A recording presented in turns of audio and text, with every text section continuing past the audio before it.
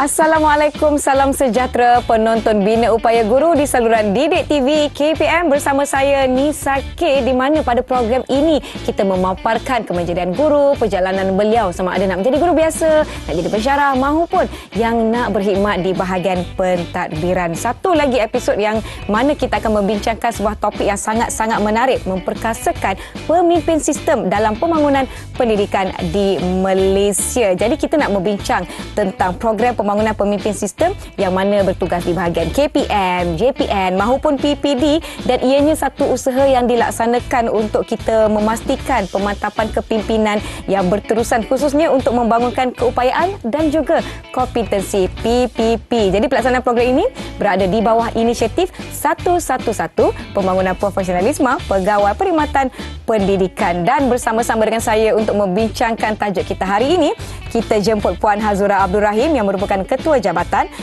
Kepimpinan Pengurusan Nilai dan Integriti Institut Amiruddin Baki. Selamat datang Puan Hazura. Terima kasih Nisa, dan terlebih dahulu baik.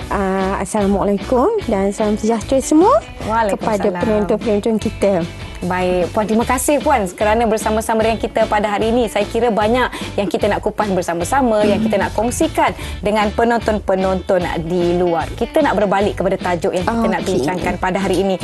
Dalam usaha kita nak melahirkan pemimpin-pemimpin pendidikan yang kompeten, kita ada banyak tindakan yang telah diusahakan oleh KPM. Antaranya seperti tajuk kita hari ini, pembangunan pemimpin sistem. Sebelum tu Puan, sebenarnya saya nak tahu siapa yang kita maksudkan dengan pemimpin sistem. Siapakah mereka, Puan? Silakan. Okey, Nisa. Bila kita berbicara tentang pemimpin sistem ini adalah kita merujuk kepada pegawai-pegawai perkhidmatan pendidikan yang bertugas di Pejabat Pendidikan Daerah, PPD, Jabatan Pendidikan Negeri, dan juga pegawai-pegawai kita yang bertugas di bahagian-bahagian KPM, termasuklah Kolej Matrikulasi, kemudian IPG, BPG. Dan mereka ini kita definisikan sebagai pemimpin sistem. Dan mereka ini agak berbeza sedikit dengan pemimpin-pemimpin pendidikan, sebab bila kita merujuk pemimpin pendidikan ini adalah pegawai-pegawai pendidikan yang berada di sekolah, yang bertugas di sekolah sebagai pengetua ataupun guru besar. Baik, baru saya faham apa beza siapa pemimpin sistem, siapa pemimpin pendidikan. Jadi hari ini kita nak fokus kepada pemimpin sistem. Kita nak tahu apa perancangan-perancangan yang telah disusun, yang dilakukan oleh KPM dalam usaha mereka nak mengupayakan pemimpin-pemimpin sistem ni, Puan. Silakan. Okey. Antara program yang kita laksanakan untuk membangunkan pembangunan pemimpin sistem ini adalah melalui kursus kepimpinan pemimpin sistem lah, yang telah pun kita laksanakan. Bila kita bercakap tentang pemimpin sistem ini adalah kita berfokuskan kepada mandat yang diberikan oleh Kementerian Pendidikan Malaysia untuk kita laksanakan. Ianya adalah bermula daripada bengkel penyelarasan, keutamaan cadangan, pembangunan untuk tawaran baru kluster sosial yang diberikan kepada pihak padu dan diturunkan, diuruskan oleh Institut Amiruddin Baki lah, pada bermula pada tahun 2020. Dan program ini berada pada peringkat awalnya di bawah inisiatif 116. Dan juga telah pun dimaklumkan dalam memo dalaman Institut Amiruddin Baki, dan seterusnya diluluskan dalam mesyuarat sektor pembangunan pengurusan profesionalisme keguruan. Dan selepas itu, yang terkini pada tahun 2022 Nisa, inisiatif 116 ini telah pun dipindah dan diletakkan di bawah inisiatif 111 Pembangunan Profesionalisme Pegawai Perkhidmatan Pendidikan. Baik, setiap perkara yang kita susun tu kan, Puan, setiap perkara yang kita rangka pasti ada objektif yang kita nak capai. Yes. Bercakap mengenai objektif utama, apa dia objektif utama bagi kursus kepimpinan sistem yang dilaksanakan ni, Puan? Okey. Hasrat utama dalam inisiatif 111 ini, pembangunan profesionalisme pegawai perkhidmatan pendidikan ini adalah berfokus kepada pemantapan kompeten dan kompeten yang pegawai sistem kita dalam pengurusan dan kepimpinan. Sebab mereka ini bertugas di PPD, JPN dan juga bahagian-bahagian KPM. Dan juga kita berhasrat agar peningkatan profesionalisme pegawai-pegawai ini sentiasa berterusan dan berstruktur yang kita laksanakan. Baik. Sebenarnya saya tertarik daripada inisiatif 116 dipinda kepada inisiatif 111 pemantapan profesionalisme pegawai perkhidmatan pendidikan. Mungkin Puan boleh jelaskan ataupun huraikan tentang inisiatif 111 ni. Okey, berbalik kepada inisiatif 111 ini iaitu program pembangunan profesionalisme pegawai perkhidmatan pendidikan. Ianya adalah merujuk kepada hasrat yang kita inginkan agar peningkatan profesionalisme itu menjurus kepada pemimpin sistem agar mereka ini sentiasa kompeten pertama, berketerampilan dan berkualiti sama ada mereka bertugas di bahagian-bahagian PPD, JPN ataupun di bahagian di Kementerian Pendidikan. Dan inisiatif ini berada di bawah pengurusan bahagian profesionalisme guru. Dan selaras dengan orang kata apa pelaksanaan inisiatif ini juga sebenarnya ia merujuk kepada anjakan ke-6 dalam Pelan Pembangunan Pendidikan Malaysia, Nisa, iaitu anjakan untuk transformasi kementerian, iaitu di mana kita berusaha untuk mengupayakan PPD, JPN dan juga sekolah mengikut orang kata apa menyediakan penyelesaian khusus mengikut situasi semasa dan juga orang kata menjurus juga untuk menjayakan gelombang ketiga dalam Pelan Pembangunan Pendidikan Malaysia 2013-2025. Bagaimana dengan rasional dan juga hasrat bagi inisiatif untuk 111 ni?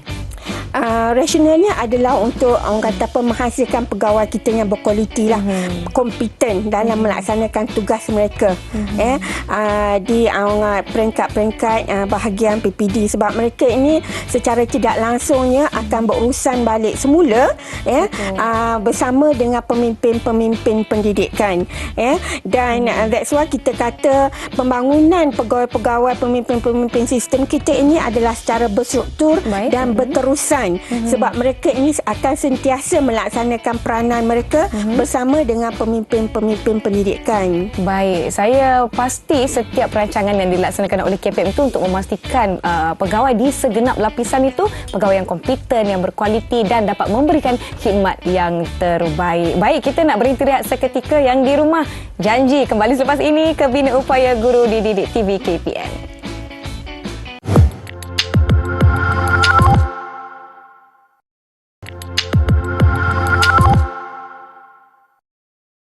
Terima kasih masih menonton Bina Upaya Guru di Didik TV KPM. Masih bersama saya Nisa K dan Puan Hazura dari Institut Aminuddin Baki. Kita membicarakan topik kita hari ini memperkasakan pemimpin sistem dalam pembangunan pendidikan di Malaysia. Baiklah, kita nak bercakap mengenai pelaksanaan. Di bawah pelaksanaan Institut Aminuddin Baki, di mana Institut Aminuddin Baki ni menjalankan program ini, kursus kepimpinan pemimpin sistem. Jadi secara ringkasnya, Puan Azura boleh kongsikan kepada penonton apakah pelaksanaan yang telah dijalankan oleh IAB. Silakan. Okay, terima kasih Nisa. Bercerita tentang pelaksanaan kursus kepimpinan pemimpin sistem ini, kita fokuskan kepada siapakah pegawai pemimpin sistem kita yang terlibat.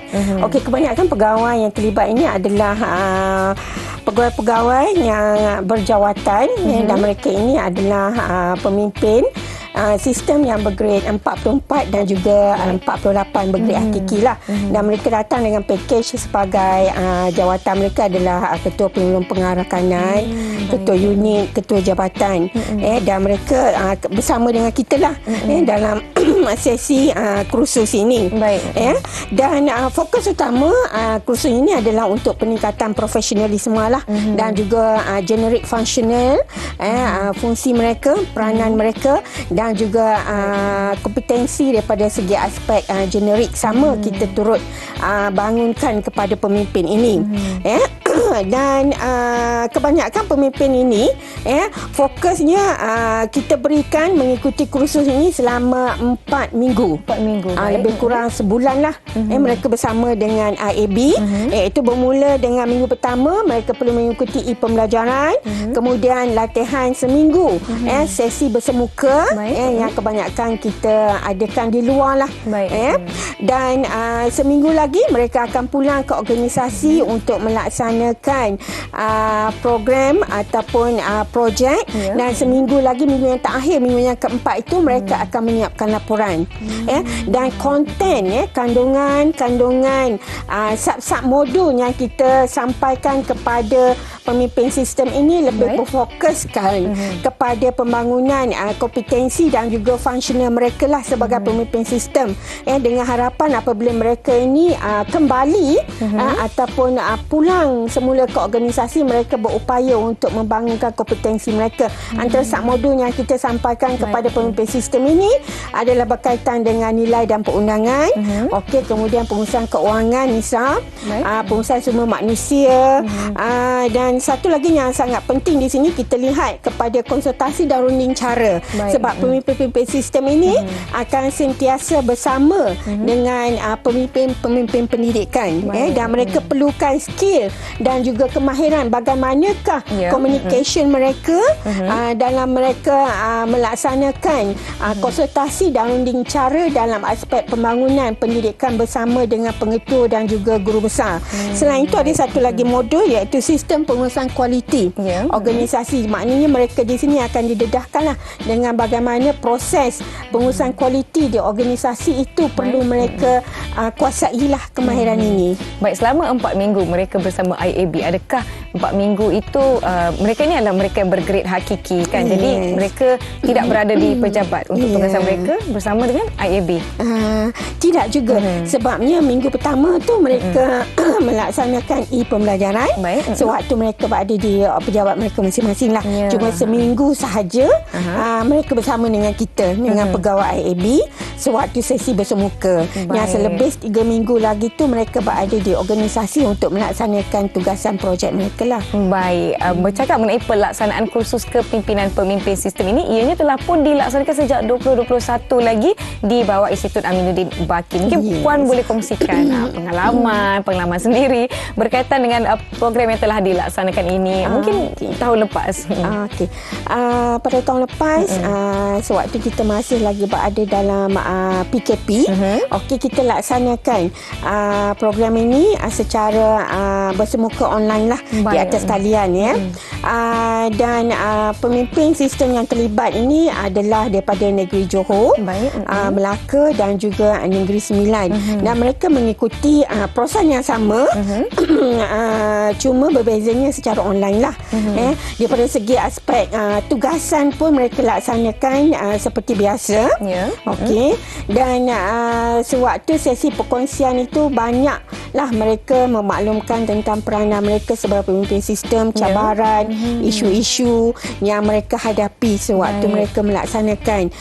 Tambahan pula pada ketika itu adalah masa-masa yang sangat mencabar. Yang menuntut orang kata peranan, tanggungjawab 100% komitmen.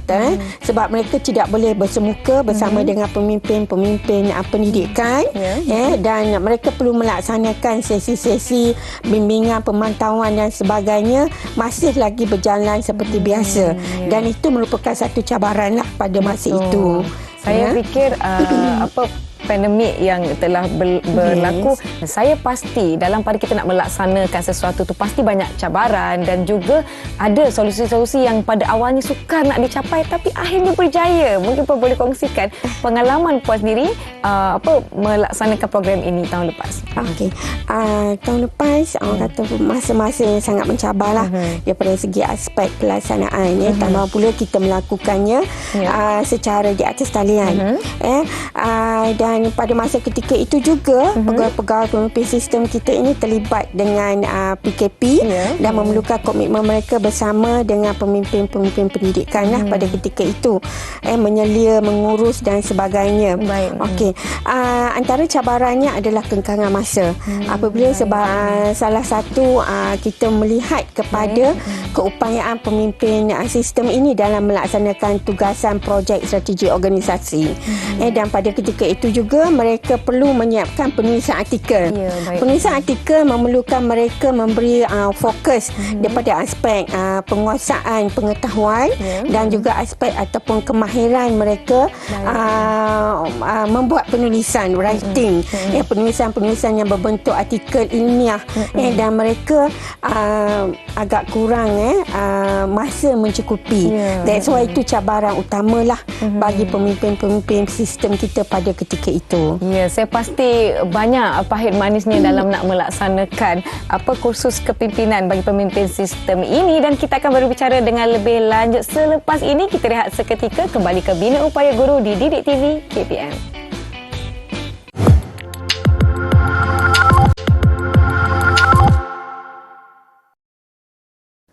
Kembali menonton Bina Upaya Guru di saluran Didik TV KPM, masih bersama saya Nisa K dan Puan Hazura membicarakan tentang kursus kepimpinan pemimpin sistem. Kita nak tahu tentang perancangan IAB dan pelaksanaan kursus kepimpinan pemimpin sistem bagi tahun ini, kerana kita telah pun berbual dengan lebih lanjut tentang pelaksanaan tahun lepas. Bagaimana dengan tahun ini, Puan? Okey, untuk tahun ini untuk kursus kepimpinan pemimpin sistem, kita telah pun selesai pada minggu lepas, dan kita telah pun berjaya melaksanakan 9 siri kursus. 9 siri. Ya, yang meliputi zon Pantai Timur sebanyak 5 siri, dan juga zon tengah sebanyak 4 siri, khusus untuk pemimpin-pemimpin sistem kita. Dan insya-Allah peluasan program ini diharapkan pada tahun hadapan lah. Kita berupaya untuk melaksanakan di kawasan zon utara dan juga di Sabah dan Sarawak. Berbeza dengan tahun lepas, tahun 2021. Pada tahun ini kita laksanakan program ini adalah secara bersemuka. Dan di sini kita nampak interaction lah, interaksi antara pegawai kita di IAB dan juga pemimpin-pemimpin sistem ini. Banyak perkongsian pengalaman, amalan-amalan terbaik bersama dengan pemimpin-pemimpin ini dapat dikongsikan dengan lebih, orang kata, mendalam lagi lah. Dan kerana kita sedar bahawa pemimpin ini adalah pemimpin-pemimpin yang mempunyai banyak pengalaman dalam aspek pengurusan dan juga kepimpinan pendidikan. Bagaimana pula dengan orang kata kursus ini way forward tentang kursus kepimpinan pemimpin sistem pada masa akan datang, kerana Puan ada sebutkan tadi, insya-Allah kita nak teruskan di tahun akan datang, mungkin tahun-tahun akan datang.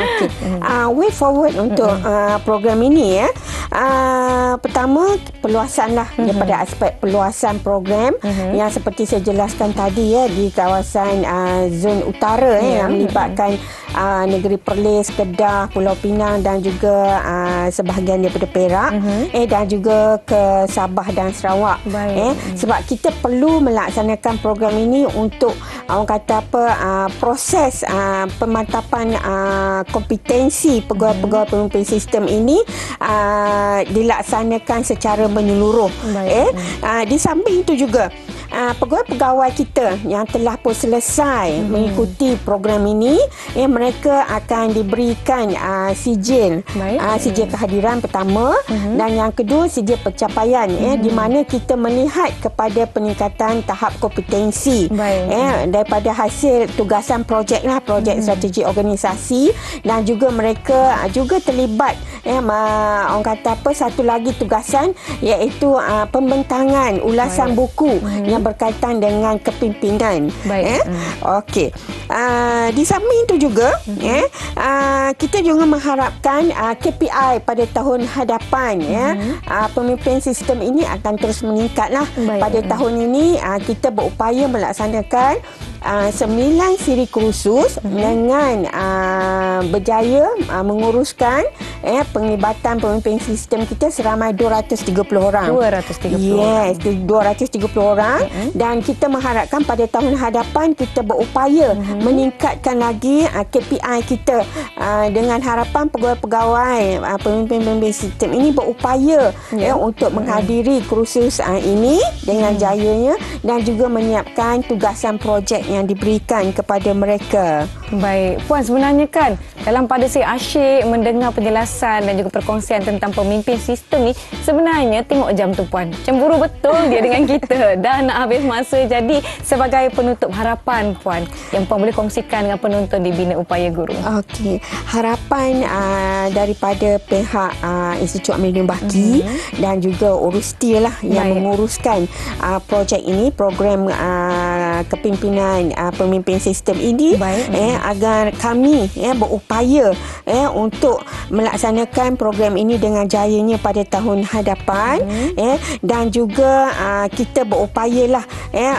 orang kata apa untuk melaksanakan program pembangunan profesionalisme berterusan pegawai perkhidmatan pendidikan dan juga secara tidak langsung kita berupaya untuk merealisasikan hasrat Pelan Pembangunan Pendidikan Malaysia 2013-2025.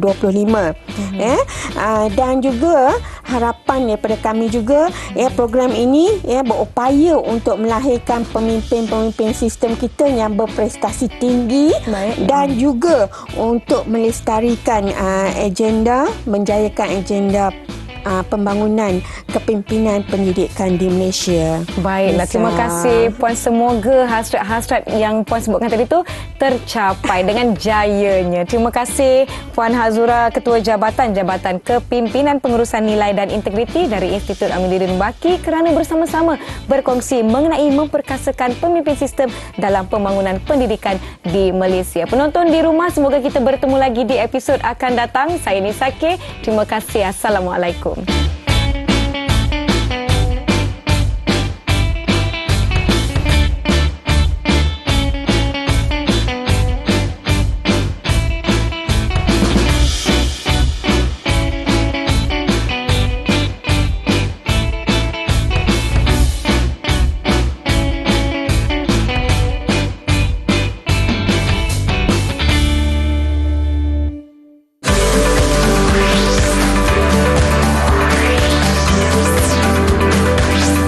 Didik TV KPM